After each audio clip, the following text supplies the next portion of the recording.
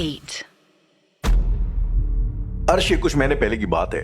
जी। कर्नाटक में एक डिस्ट्रिक्ट है चित्रदुर्ग। ओके। ये किस्सा, ये वाकया वहां का है।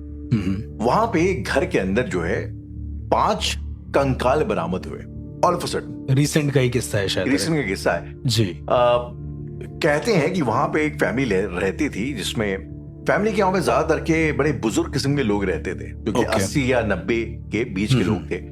और जुलाई 2019 के बाद से लोगों को देखा नहीं गया। ओके। उसके बाद जब आसपास के लोगों को थोड़ा शक हुआ, उसके बाद उन लोगों ने उस घर की तलाशी लेना शुरू किया, तो फिर वहां पे ये कंकाल बरामद हुए। उसके बाद से मतलब उस पूरे एरिया में वहीं वाली अफरा तफरी मच गई, जैसे एक जमाने में बुरारी के बाद समझ गया जो मची हुई थी। कंकाल थे वहां पे, तो लोगों ने जो पहला जो शक लगाया वहां पे अच्छा, उसके अलावा भी पूजा पाठ का काफी सामान वगैरह भी मिला। ओके। तो जाहिर सी बात है, लोगों का शक ये गया कि इस घर में हो ना हो कुछ तांत्रिक गतिविधियां चल रही थी। ओके। ये एक बात थी।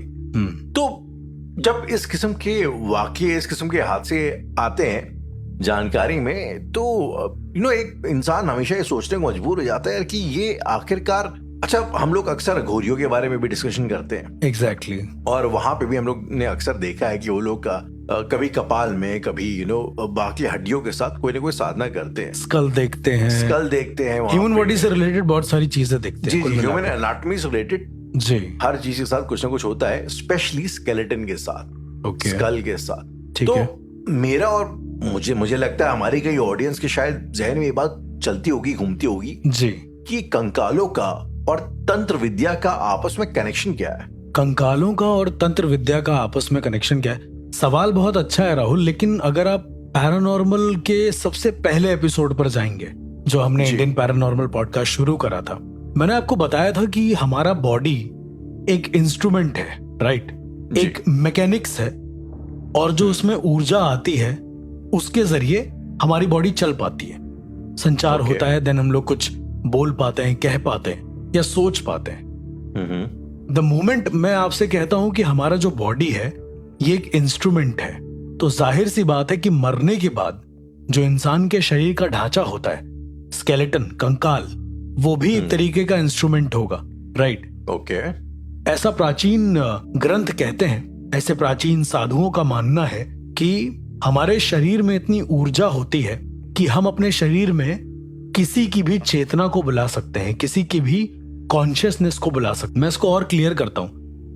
मैं कई सारे ऐसे प्लेसेस जानता हूं राहुल, जहां पर इंसान की डेथ के बाद उसे जलाया नहीं जाता है, उसे गाड़ा जाता है, और गाड़ने के बाद करीबन 15 दिन के बाद उनकी अस्थियों को निकाल लिया जाता है। मतलब उनकी हड्डियां ना गले, उससे पहले उनकी हड्डियों को प्रॉपर निकाल लिया जाता है, क्योंकि और कोई तरीका है नहीं, राइट? आप जला देंगे तो पूरा जल जाएगा जी।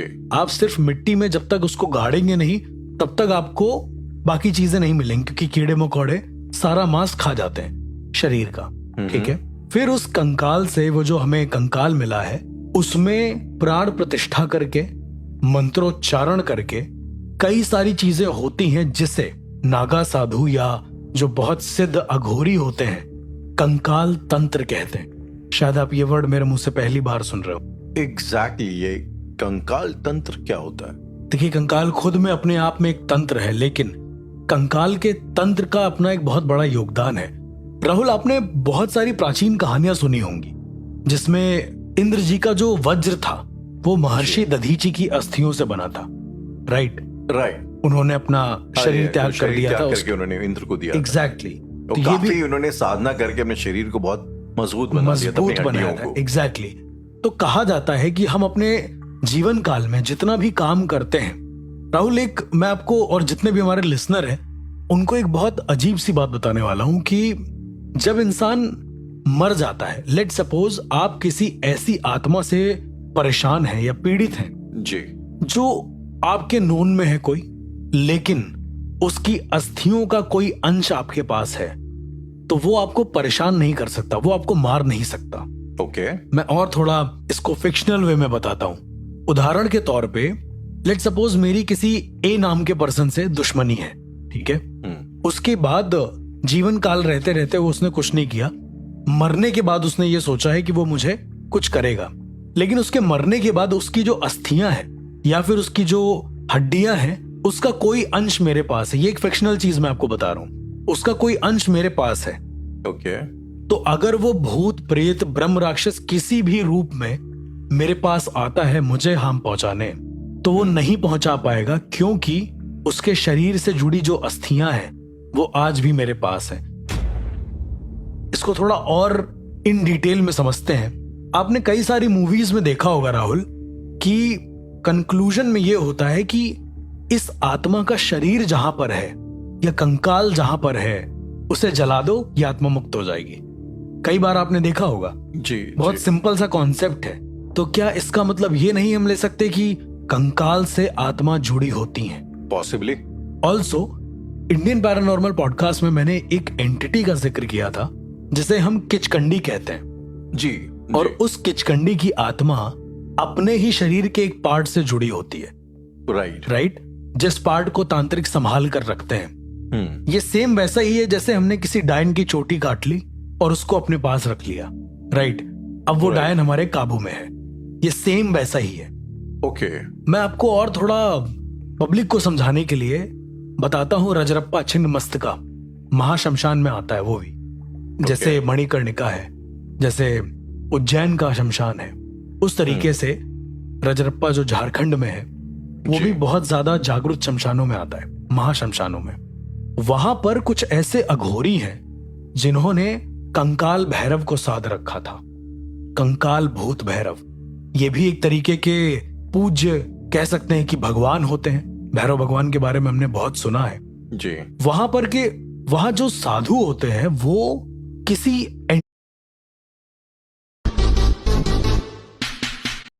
एंटिटी को नहीं साधते, वो एक भगवान को साक्षात रूप में साध लेते हैं। यानी एक कंकाल के अंदर किसी भगवान को बुलाना और उसके बाद जितनी भी चीजें हैं समस्या का सॉल्व करना या समस्या करना, वो उसी कंकाल के थ्रू कराते हैं।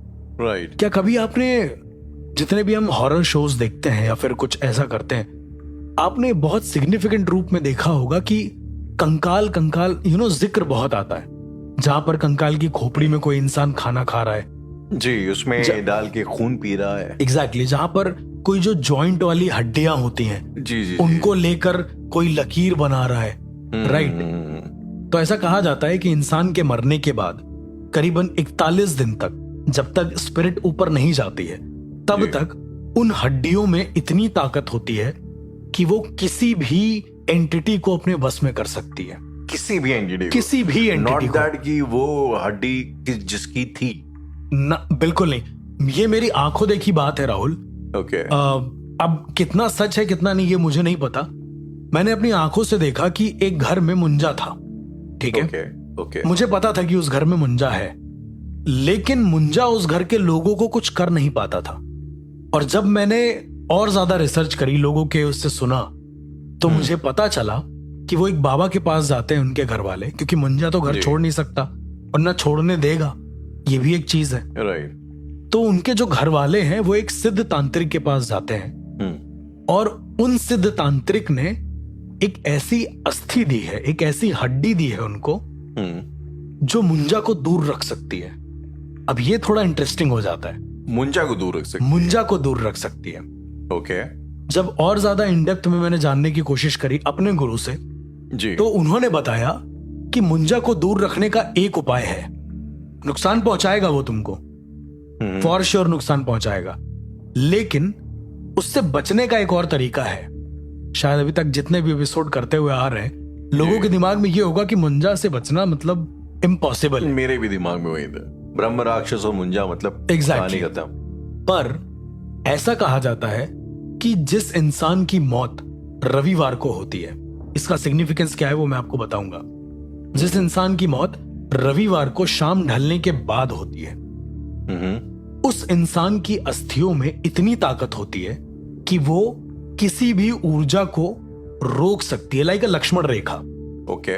अगर हम उस इंसान की हड्डी को लाकर जमीन पर एक रेखा खींच देंगे जी, तो किसी भी तरह की बुरी एंटिटी या कोई भी तरह का ऐसी एंटिटी जो बहुत ज्यादा हार्मफुल है, वो उसे क्रॉस नहीं करेगी। आपके दिमाग में शायद ये भी आ रहा होगा कि उसके पीछे रीजन क्या है। एग्जैक्टली। जबकि मुंजा तो इतना ताकतवर है कि वो मंदिर के अंदर चला जाएगा, राइट। अब मैं आपको इसका सिग्निफिकेंस बताता हूं कि ऐसा क्यों है। जब उस हड्डी को हम जमीन पर खींचते हैं, लाइन बनाते हैं जी, आपने बहुत सारे साधुओं को भी देखा होगा, वो एक गोल घेरा बनाते हैं, राइट। कुछ ऐसे टीवी शोज में या फिर कुछ ऐसा सुरक्षा कवच जिसे हम बोलते हैं। जी जी। तो मेरा ऐसा मानना है जो अच्छे सिद्ध साधु होते हैं जी, तांत्रिक, अघोरी, कपालिक, कोई भी, वो इसका प्रयोग करते हैं। कपालिक भी सभी प्रयोग करते हैं। इसमें कोई तामसिक और सात्विक चीज का जिक्र ही नहीं है। ये तो एक हड्डी है, जो इंसान खत्म हो गया उसकी हड्डी उठा लिए, सिंपल। तो वो लोग क्या करते हैं कि वो लोग जमीन पर एक रेखा बनाते हैं, आपने देखा होगा जी, और फिर उस रेखा के अंदर आत्माएं प्रवेश नहीं कर पाती हैं। मुंजा क्यों नहीं प्रवेश कर पाते हैं, उसके पीछे रीजन है क्योंकि द मोमेंट आप उस हड्डी से एक रेखा बनाते हैं, राइट, हड्डी का जो फ्रिक्शन है जमीन पर हो रहा है, मतलब उसका कोई अंश जमीन पर जा रहा है, राइट। मुंजा को यह लगता है कि अगर वो इस रेखा को पार करेगा तो वो जीवित हो जाएगा। उसे लगता है कि ये एक इंसानी घेरा बन गया है।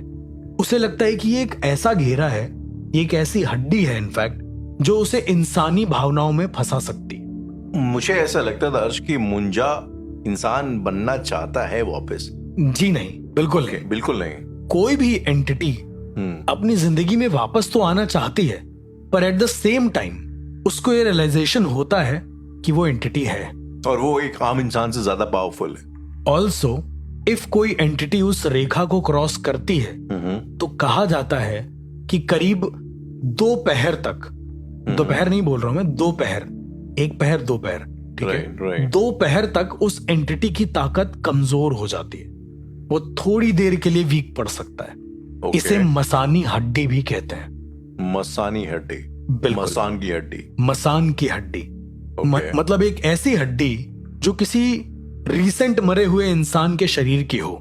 मैं एक और चीज की बात करूंगा राहुल, इसमें ब्रह्म तत्व जो हम सबके शरीर में होता है। ब्रह्म तत्व एक ऐसी चीज होती है जो इंसान को इंसान बनाती है। अब मुझे नहीं पता कि उसको शाब्दिक अर्थों में क्या डिफाइन करूंगा मैं, लेकिन वो एक ऐसी चीज होती है, वो एक ऐसा तत्व होता है, वो एक ऐसा मैटर होता है जो आत्माओं और इंसानों को अलग अलग करता है, डिफर करता है। ओके। अब इस ब्रह्म तत्व के बारे में मैं शायद ज्यादा इन डेप्थ ना बता पाऊं आपको, वो किसी परम सिद्ध साधु से ही पूछना पड़ेगा। लेकिन ये ब्रह्म तत्व एक ऐसी चीज होती है, लेट्स सपोज एक ऐसी चीज होती है जो डिफर करती है कि हम इंसान हैं और वो आत्मा है। वो क्या हमारी फिजिकल बॉडी मात्र नहीं है? नहीं, वो कुछ तो ऐसा है जो शायद समझ के परे है, मेरा ऐसा मानना है। ओके। कंकाल तंत्र के अंदर सबसे पहला जो कह सकते हैं कि एक सब्जेक्ट आता है, उसे हम बोलते हैं अपनी रक्षा करना। ओके। जो बड़े बड़े अघोरी साधु होते हैं, जब वो दीक्षा लेते हैं, जब वो सीख रहे होते हैं चीजों को, कंकाल तंत्र सीखना उनके जीवन का उद्देश्य होता ही होता है। क्योंकि अगर वो कंकाल तंत्र को नहीं समझ पाएंगे तो वो अपनी सुरक्षा कभी नहीं कर पाएंगे।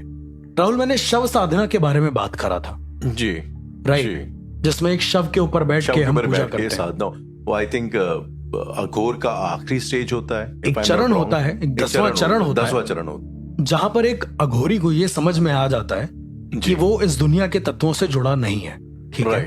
लेकिन शव साधना करते वक्त एक चीज जो मैंने नहीं बताई थी वो ये है कि उसमें इंसान की एक हड्डी का प्रयोग होता है। मैं बता नहीं सकता, वो थोड़ा सा गुप्त है, पर इंसान की एक हड्डी का प्रयोग होता है जो मंत्रोच्चारण करते समय इंसान को अपने हाथ में लेना पड़ता है, ठीक है। क्या ये स्पाइन की हड्डी की बात कर ये कुछ भी हो सकता है राहुल। अच्छा, ओके। वो हमें अलाउड नहीं है बताना, पर ये है। मैंने आपको जितने भी एपिसोड बताए हैं, जितने भी तांत्रिकों का जिक्र किया है, इस दुनिया के हर तांत्रिक के पास एक मसानी हड्डी होती ही होती है। एक sort of a defence mechanism है। एग्जैक्टली। अगर वो मसानी हड्डी नहीं होगी, शायद वो खुद को प्रोटेक्ट ना कर पाए। गुरु कृपा होती है, ये मैं मानता हूं जी, लेकिन जब तक वो मसानी हड्डी नहीं होगी, वो प्रोटेक्ट नहीं कर पाएगा खुद को। लेकिन अर्श, जैसे जो एक आम इंसान की जो अंडरस्टैंडिंग है, समझ है जी, वो ये है कि आमतौर पे ये जो कंकाल साधना की जो हम लोग बात करें, ये ज्यादातर के डार्क आर्ट्स या अघोरियों के कल्चर से बिलोंग करती है जी, उनके सेक्ट में आता है। अगर मैं आपसे एक सवाल पूछूं, क्या ये अगर कोई सात्विक किस्म का इंसान है जो शायद जो एक वैष्णवाइट पंथ से आता है जी, क्या वो इसका इस्तेमाल कर सकता है? क्योंकि इसके पीछे एक वजह है, एक कहानी है। वो क्या कहानी क्या है, मैं जानना चाहूंगा राहुल। पहले ये कहानी है मिस्टर पार्था डे की, जो कि कलकत्ता के रहने वाले थे। इंडिया का केस है? कलकत्ता का केस है, इंडिया का केस है। और ये बात है जून 2015 की। अचानक से पार्था डे की जो फैमिली है ये सुर्खियों में आती है। हुआ दरअसल ये था कि इनके 77 साल के जो फादर थे उन्होंने सुसाइड किया था। उन्होंने टॉयलेट में जाके अपने आप को बंद करके खुद को आग लगा ली थी। और जब ये चीज मोहल्ले वालों को उसकी बदबू वगैरह आई, तो जब पुलिस इनके घर में आई है तो एक बड़ी अजीबोगरीब सनसनीखेज चीज इनके घर से पता चली, बरामद हुई जी। वो ये कि ये पिछले 1.5-2 साल से ये बाप बेटे दोनों अपनी मतलब जो पार्था डे की बहन थी उसके कंकाल के साथ जी रहे थे। ठीक है। अब स्टोरी बेसिकली ये, इनकी जो बहन थी वो बड़ी सात्विक किस्म की थी। उन्होंने साधना कर करके, फास्टिंग कर करके अपने प्राण त्याग दिए। ठीक है। और इन्होंने उनके पार्थिव शरीर को ना जलाया, ना दफनाया, ना कुछ नहीं किया। उसको अपने यहाँ रखे रहे और वो आहिस्ता आहिस्ता डिकम्पोज होते होते होते होते वो कंकाल बन गई। एंड नॉट जस्ट दैट, वो उनकी बहन और उनके साथ 2 कुत्ते, वो दोनों भी इन्होंने उनको भूखा रख के उसे मार डाला, दोनों कुत्तों को। और जब ये लोग फैमिली डिनर करते थे डाइनिंग टेबल पे, तो डाइनिंग टेबल पे उनकी बहन के कंकाल को रख के, उनके दोनों कुत्तों के कंकाल को नीचे रख के, और ऐसा बाद में पता चला कि ये लोग जो है स्पीकर पे बड़े ही कम वॉल्यूम में वेदोच्चारण वाले मंत्र बजा बजा कर ये लोग जीते थे। बड़े बहुत ये एक रियल घटना है, राइट? एक रियल घटना है। पार्था डे उनका नाम था। आप चाहें तो गूगल वगैरह पे सर्च कर सकते हैं जी। तो इवेंचुअली फिर बाद में, जैसा इनके फादर साहब ने भी बाद में सुसाइड कर लिया। ये राहुल, ये जो आप केस बता रहे हैं, शायद इसका कोई कंक्लूजन नहीं निकला होगा मेरे हिसाब से। इसका कंक्लूजन तो नहीं निकला। इवेंचुअली जो पार्था डे थे उनको पुलिस ने गिरफ्तार कर लिया। उनका मेंटल हालात कुछ उनके खराब थे, तो उनको असाइलम वगैरह में डाला गया, मेंटल हॉस्पिटल में, जहां से वो भाग गए। ठीक है। और मजे की बात यह है कि भाग करके वो एक और जगह उन्होंने कहीं पे फ्लैट लिया, भाग गए वहां से जी। और वहां पे भी उन्होंने सेम जैसे उनके फादर साहब ने अपने आप को जलाया था, सेम तरीके से वेदोच्चारण करते करते उन्होंने अपने आप को बाथरूम के अंदर जला लिया। और जब उन्होंने अपने आप को जलाया तो उनके हाथ में एक मोटिवेशनल बुक थी, यू कैन यू विल, और साथ में कुछ वेदोच्चारण के कुछ कागज जिसमें वेद मंत्र लिखे हुए थे। तो जाहिर सी बात है पूरे इलाके में कयास लगने लगी, क्या है ये, क्यों है ये, और कंकाल के साथ इनका जो है क्या रिलेशनशिप था। तो यहां से मेरा एक सवाल आया, और ये इसलिए आया क्योंकि उसकी जो बहन थी वो एक सात्विक किस्म की महिला थी। वो वैष्णवाई थी, विष्णु वगैरह की पूजा करती थी, और ऐसे घर में रहने वालों का कंकाल तंत्र से रिश्ता थोड़ा सा, मुझे अगर ये कंकाल तंत्र है तो मुझे थोड़ा सा अजीब लगता है। राहुल, जितना मेरा एक्सपीरियंस है, मुझे नहीं लगता कि ये कंकाल तंत्र से रिलेटेड है।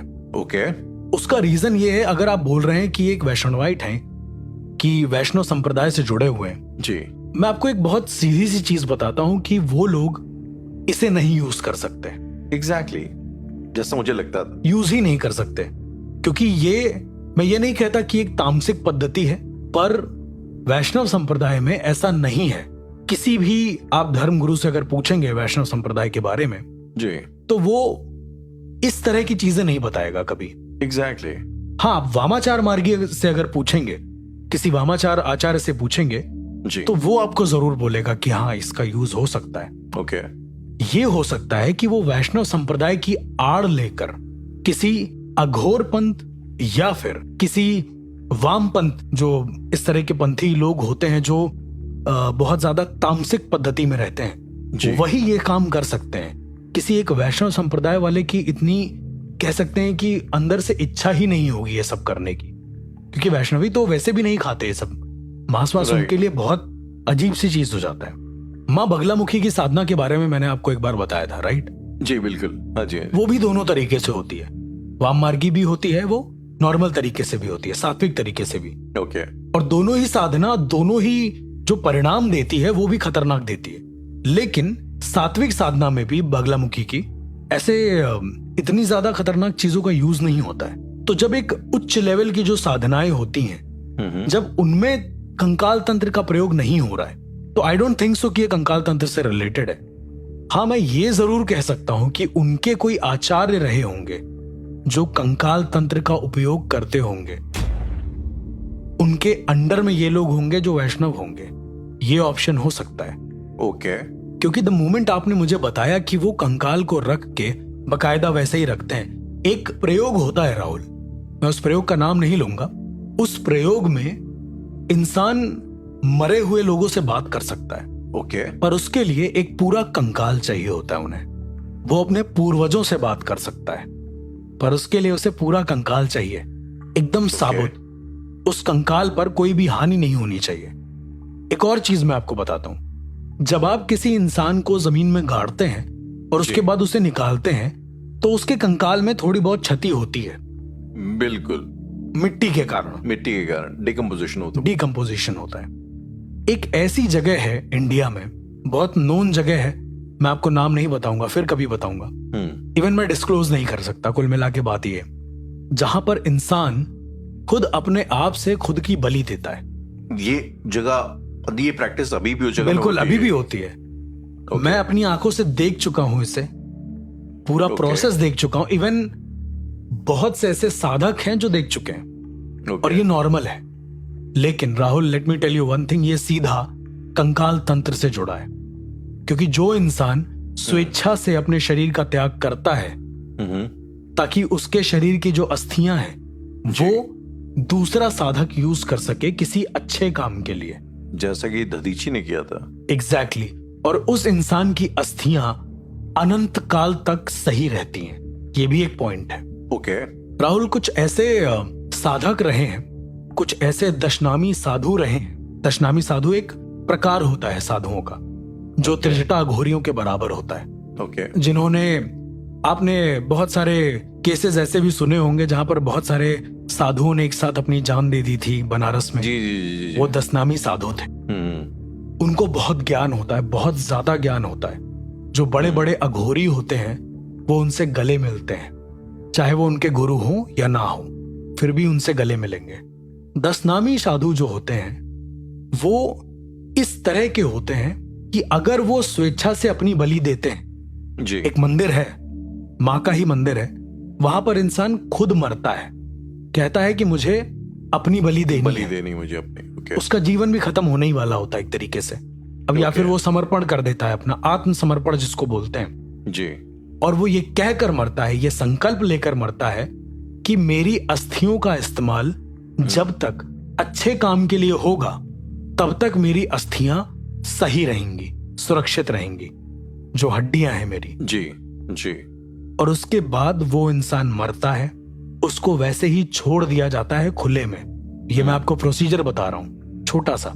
धीरे धीरे उसकी बॉडी डिकम्पोज होना शुरू होती है, गाड़ते नहीं है उसको, और उसके बाद जब हड्डी निकलती है, उन हड्डियों को तांत्रिक यानी जो बड़े साधक होते हैं जी। वो अलग अलग वे में यूज करते हैं लोगों का भला करने के लिए। एक और चीज है, इससे कभी बुरा नहीं हो सकता, ये एक फैक्ट है। हो नहीं सकता, ये करना नहीं चाहिए, कर ही नहीं सकता कोई। क्योंकि कोई भी तांत्रिक या साधक अगर ये कहकर मरेगा कि मेरी अस्थियों का या फिर मेरी हड्डियों का गलत इस्तेमाल हो, तो उसकी हड्डियां 41 दिन से ज्यादा नहीं चल पाएंगी। ये नेचर में ही नहीं है। ओके। ये मैं उस जगह की बात बता रहा हूं जहां पर इंसान जी जी। उस हड्डी को छोड़ता है जो परमानेंटली सही होती है। अब आपके दिमाग में ये भी क्वेश्चन आ रहा होगा, मैंने क्योंकि हड्डियों की बात करी, हर साधक के पास एक हड्डी होती है, राइट जी, जो परमानेंट रहती है, राइट, सेल्फ डिफेंस के लिए। तो उस साधक को वो हड्डी अपने गुरु के जरिए ही मिलती है। यस।